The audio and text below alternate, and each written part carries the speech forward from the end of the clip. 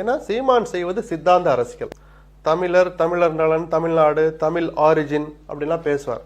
அதுல பலமும் இருக்கு, பலவீனம் இருக்கு. என்னங்க உலகம் எவ்வளவு வளர்ந்துடுச்சு, இனிமேலும் தமிழ்நாட்டில் பிறந்தவன் தமிழ் அப்படின்லாம் பார்க்கலாமான்னு ஒரு கேள்வி இருக்கிற மாதிரி தமிழ் உணர்வை ரசிக்கிற மக்களும் இந்த நாட்டில் இருந்துகிட்டு தான் இருக்கிறாங்க. ஸோ சீமானுடைய கருத்துக்களுக்கு பலன் கிடைக்குதோ கிடைக்கலையோ அவர் தன்னுடைய முடிவில் உறுதியாக இருந்துகிட்டே இருக்கிறார். அவர் மீதான விமர்சனங்கள் தனி, நான் சித்தாந்தத்தை மட்டும் பேசுறேன்.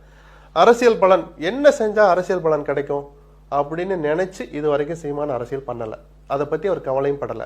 ஒரு பத்திரிகையாளராக நான் கவலைப்படுற அளவு கூட சீமான் கவலைப்படலை. அது நிஜம். அதைத்தான் நான் திருப்பி சொல்லி சித்தாந்த அரசியல்.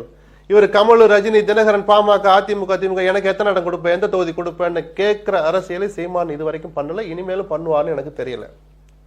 என் கொள்கை ஒரு நாள் ஜெயிக்கும், அது வரைக்கும் நான் பாத்துக்கிறேன், அப்படிலாம் நட்டம் எனக்கா உனக்கு தானே அப்படின்னு யதார்த்தமாக மேடையில பேசுறவர் தான் சீமான்.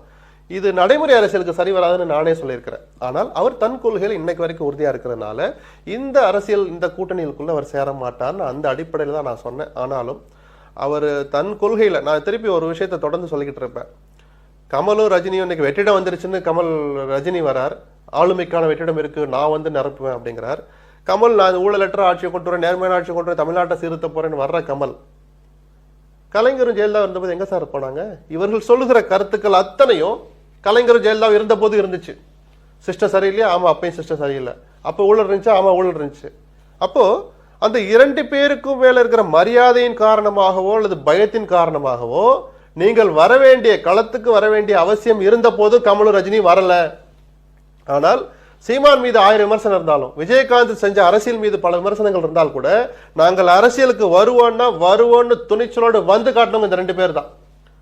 அதுல விஜயகாந்துக்கு ஓரளவு வெற்றி கிடைச்சது, சீமானுக்கு ஒரு அடையாளம் கிடைச்சது. போதிய இடம் கிடைக்கலங்கிறது வேற, துணிச்சலை காட்டினாங்கன்னு சொன்னேன். தமிழ்நாட்டுக்கு இன்னைக்கு தேவை துணிச்சல் மிக்க தலைவர்கள் தான். அதுல எனக்கு மாறுபட்ட கருத்தே கிடையாது. அவருடைய கொள்கைகள் வேறுபடலாம், மக்கள் அதை சந்தேகமா பார்க்கலாம், மக்களுக்கு ஒரு வெறுப்பே கூட வரட்டும், அது வேற.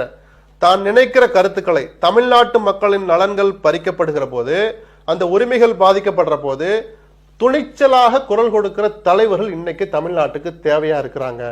அந்த வகையில சீமான் என்ன பேசினாலும் அவர் மீது 1000 சர்ச்சைக்குரிய கருத்துக்களை வச்சா கூட ஒரு கருத்தை ஒரு உறுதியாக சொல்லிட்டு தமிழ்நாட்டு மக்களுடைய நலன்களை, உரிமைகளை உரத்த குரல்ல கொடுக்கிறார். அப்படிங்கிற போது எனக்கு இது போது, இதை புரிஞ்சுக்கிற போது மக்கள் வரட்டும் அப்படின்னு அவர் ஒரு தனி அரசியல் பண்றதுனாலதான் அவர் இந்த கூட்டணிகளோடு சேருவது சந்தேகம் அப்படின்னு நான் சொன்னேன். ஏன்னா அவர் எனக்கு தெரிஞ்சு ஒரு சுயநல அரசியல் பண்ணல.